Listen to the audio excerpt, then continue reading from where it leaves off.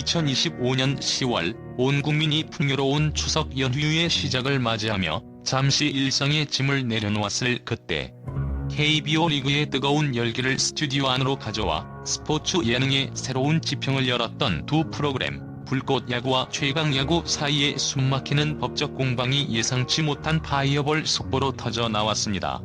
이 사건은 단순한 방송사 간의 경쟁을 넘어 수백억 원의 가치를 가진 지적재산권의 귀속 문제, 그리고 콘텐츠 제작 환경의 근본적인 정의를 묻는 중대한 기로에 서 있음을 알리는 신호탄이었습니다. 불꽃야구 제작사 스튜디오 C1을 상대로 JTBC가 제기한 가처분 소송의 결과가 10월 중 나온다는 소식은 단순한 법률 뉴스를 넘어 K야구 팬덤과 콘텐츠 업계 전체를 충격과 혼돈에 빠뜨렸습니다. 이는 지난 수개월간 유튜브 채널에서의 비공개 조치라는 온라인 게릴라전을 넘어 이제는 프로그램의 생존 자체가 달린 법정 전면전으로 전쟁의 양상이 완전히 전환되었음을 의미합니다.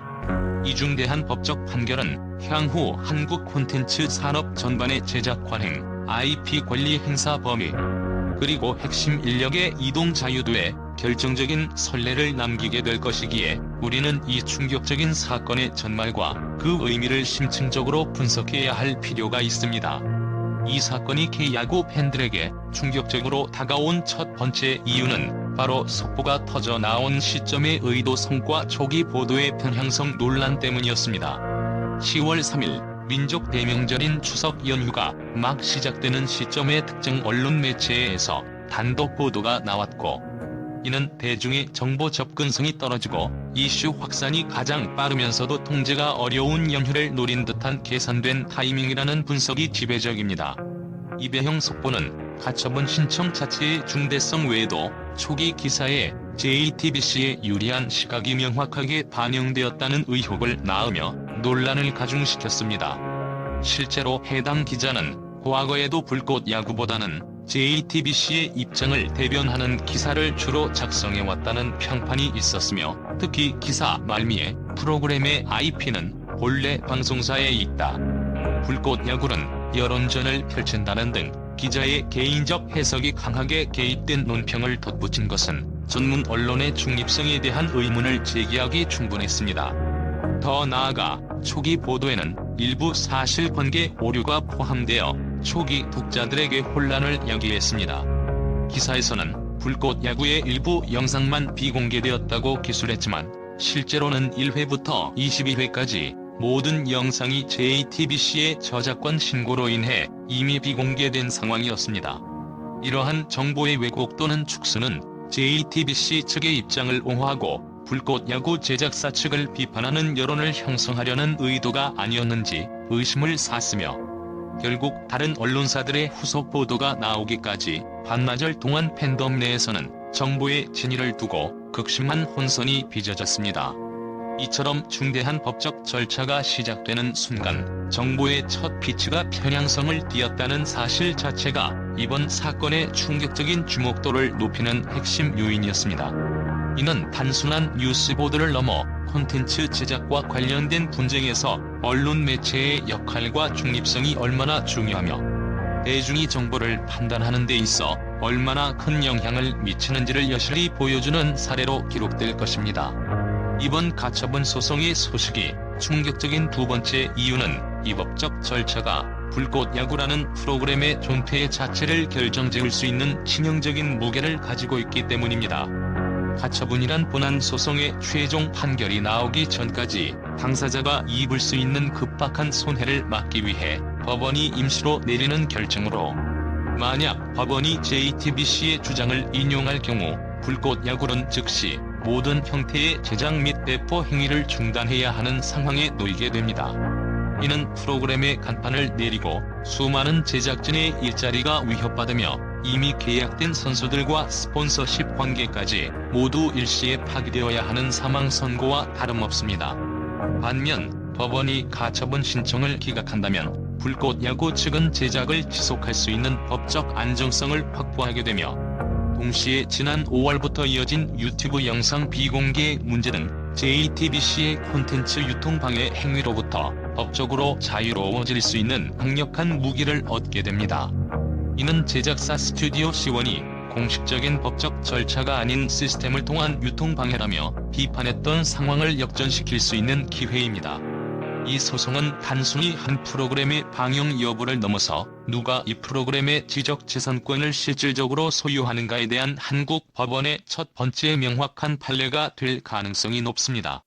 특히 프로그램 포맷, 출연진 구성, 연출 방식 등 무형의 창의적 요소에 대한 IP 주권이 원래의 방송사에 있는지, 아니면 해당 콘텐츠를 실제 기획하고 제작한 핵심 인력에게도 권리가 분산될 수 있는지에 대한 법적 기준을 세우게 됩니다. 이 판결의 결과는 향후 PD나 작가 등 핵심 제작 인력이 방송사를 떠나 독립 제작사나 OTT 플랫폼으로 이동할 때 그들이 자신의 창작물을 가지고 갈 수 있는 권리의 한계를 명확히 설정하게 될 것이므로 K 콘텐츠 업계 전체의 인력 이동 및 창작의 자유를 규정하는 중대 선례로 작용할 것입니다. 이 사태의 세 번째 충격적인 지점은 콘텐츠 분쟁이 유튜브 시스템을 이용한 소극적 방해에서 공식적인 법적 소송이라는 적극적 행위로 진화한 양상입니다. 지난 수개월간 불꽃 야구 채널의 핵심 콘텐츠인 유튜브 영상이 비공개된 것은 JTBC가 법원에 소송을 제기한 결과가 아니라 유튜브 플랫폼 자체의 저작권 신고 시스템을 통해 이루어진 조치였습니다. 이는 공식적인 법적 절차 없이도 상대방의 콘텐츠 유통을 사실상 마비시킬 수 있는 디지털 게릴라전의 전형이었으며, 제작사 측은 이에 대해 시스템을 이용한 콘텐츠 유통 방해라며 강력하게 반발했습니다. 그러나 이번 JTBC의 가처분 신청은 이 분쟁을 완전히 새로운 차원으로 끌어올렸습니다. JTBC는 더 이상 유튜브 시스템 뒤에 숨지 않고 법원의 판단을 통해 프로그램 제작 자체를 원천적으로 차단하겠다는 정면 승부를 선언한 것입니다. 이 과정에서 발생하는 아이러니는 주목할 만합니다. 초기에는 시스템을 통해 비공개 조치를 취했던 JTBC가 이제는 그 시스템적 조치가 불꽃 야구의 제작 지속을 막지 못하자 결국 가장 전통적이고 강력한 무기인 법원의 권위를 빌리게 되었다는 점입니다. 반면 불꽃 야구 측은 시스템적 비공개에 시달리면서도 공식 소송 절차보다는 협상과 콘텐츠 지속을 우선했으나, 이제는 법원의 판결에 따라 프로그램의 명운이 결정되는 비동적인 상황에 놓였습니다. 이러한 디지털 플랫폼의 사적 규제와 사법부의 공적 개입 사이의 충돌은 현대 미디어 분쟁의 복잡성을 극명하게 드러냅니다. 한쪽은 디지털 시대의 기술적 우위를 활용하여 상대방을 압박하고, 다른 쪽은 기존의 법률적 틀 안에서 생존을 모색하는 형국입니다. 특히 유튜브와 같은 글로벌 플랫폼의 저작권 시스템은 국내 법규와는 별개로 작동하기 때문에 이번 가처분 판결은 글로벌 플랫폼 내에서의 한국 콘텐츠 IP 분쟁을 해결하는 데 있어 사법부의 역할과 그 한계를 시험하는 중요한 리트머스 시험지가 될 것입니다. 이 복잡한 전개 양상은 콘텐츠의 가치가 국경과 플랫폼을 초월하는 21세기 콘텐츠 산업의 첨예한 현실을 반영하고 있습니다. 이번 사태가 충격적으로 느껴진 네 번째 핵심 이유는 초기 보도의 낮은 신뢰도로 인해 촉발된 언론사 간의 크로스 체크 저널리즘의 중요성이 부각되었기 때문입니다. 앞서 언급했듯이 최초 보도는 일부 사실관계 오류와 함께 특정 주장에 편향된 논조를 담고 있었으며, 이는 정보의 오염을 야기했습니다. 예를 들어 JTBC가 가처분 신청을 준비 중이라는 보도는 6월에도 있었으나 이후 소식이 없어 신청 여부가 불투명했던 상황에서 갑작스럽게 10월 결정 임박 속보가 터져 나오자 대중은 이 정보의 출처와 의도에 대해 깊은 의구심을 가질 수밖에 없었습니다. 이러한 불확실성 속에서 후속 보도를 통한 더블 플레이가 얼마나 중요한지 드러났습니다. 최초 보도 이후 불과 2시간 만에 다른 언론사들은 첫 보도의 내용을 인용하되 JTBC와 스튜디오 C1 양측의 주장을 모두 포함하여 보다 중립적인 시각에서 사건의 전개를 보도하기 시작했습니다. 이처럼 다각적인 보도와 사실 확인을 거친 후에야 비로소 가처분 신청이 실제로 있었고 10월 중 결과가 나온다는 핵심 사실이 유력해졌습니다. 이는 현대 저널리즘 환경에서 속도 못지않게 정확성이 중요하다는 교훈을 다시 한번 상기시켜줍니다. 특히 콘텐츠 분쟁과 가치, 이해관계가 첨예하게 대립하는 사안일수록 단일 출처에 의존하지 않고 다수의 보도를 통해 교차 검증을 거치는 것이 필수적이며, 이를 통해 독자들은 왜곡되지 않은 진실에 가까운 정보를 얻을 수 있습니다. 이번 사태는 또한 언론 보도 자체가 여론전의 핵심 수단으로 활용될 수 있음을 시사합니다. 한쪽 입장에 치우친 기사는 대중의 인식에 선입견을 심어줄 수 있으며, 이는 법원의 판단에도 간접적인 영향을 미칠 수 있습니다. 따라서 이 사태를 관찰하는 독자로서 우리는 뉴스의 출처, 타이밍, 논조를 종합적으로 분석하는 비판적 미디어 리터러시를 강화해야 할 필요성을 절감하게 되었습니다. 이처럼 미디어 커버리지의 이중성과 그 반작용이 명확하게 드러난 점은 이번 사건을 더욱 충격적이고 흥미로운 분석 대상으로 만듭니다. 불꽃 야구 가처분 소송의 최종적인 충격은 한국 스포츠 예능 및 콘텐츠 제작 생태계 전체의 구조적 변화를 예고한다는 점입니다. 이 판결은 단순히 두 프로그램의 경쟁 구도를 넘어 방송사와 독립 제작사 간의 권력 관계를 재정의하게 될 것입니다. 전통적으로 방송사는 자본과 플랫폼을 제공하는 갑의 위치에 있었고, 제작진은 콘텐츠를 만드는 을의 입장이었습니다. 이 관계 속에서 프로그램 포맷과 IP의 대부분은 방송사에 귀속되는 것이 관행처럼 여겨져 왔습니다. 하지만 최근 몇 년 동안 콘텐츠 제작 인력의 역량이 강화되고 유튜브, OTT 등 새로운 유통 채널이 등장하면서 유능한 PD나 작가들이 방송사를 떠나 독립 제작사를 설립하는 사례가 증가했습니다. 불꽃 야구 제작진의 이동 역시 이러한 트렌드 속에서 발생한 사건입니다.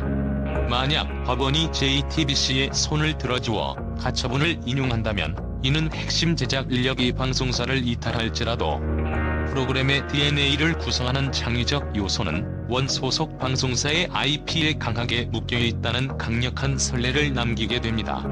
이 경우 향후 독립 제작사 설립을 희망하는 인력들은 자신들의 창의적 아이디어를 가지고 나가는데 큰 제약을 받을 수밖에 없으며, 방송사의 IP 통제권은 더욱 공고해질 것입니다.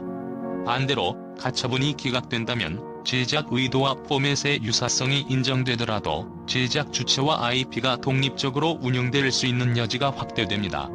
이는 독립 제작사들이 창의성과 혁신을 바탕으로 방송사와 대등한 위치에서 경쟁하거나 협력할 수 있는 콘텐츠 주권의 시대를 열 가능성을 높입니다.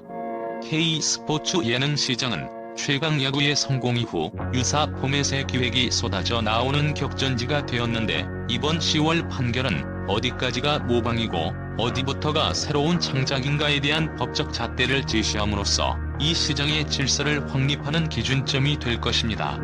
따라서 이번 가처분 소송은 단순히 불꽃 야구의 제작 지속 여부를 넘어 한국 콘텐츠 제작 생태계의 대변혁을 알리는 카운트다운이라는 점에서 가장 큰 충격과 주목을 받고 있습니다. 저희 스포츠 저널리즘 팀은 이 운명의 달에 나올 법원의 최종 결정을 숨죽여 지켜보며 후속 분석을 가장 빠르고 정확하게 전달할 것을 약속드립니다. 본 기사는 최근 보도된 K야구 관련 가처분 소송 소식을 바탕으로 전문적인 분석과 논리적 추론을 통해 작성되었습니다. 5,000단어 분량의 심층 분석을 위해 각 단락은 사건의 중요성을 다각도로 조명하며 상세하게 서술되었습니다.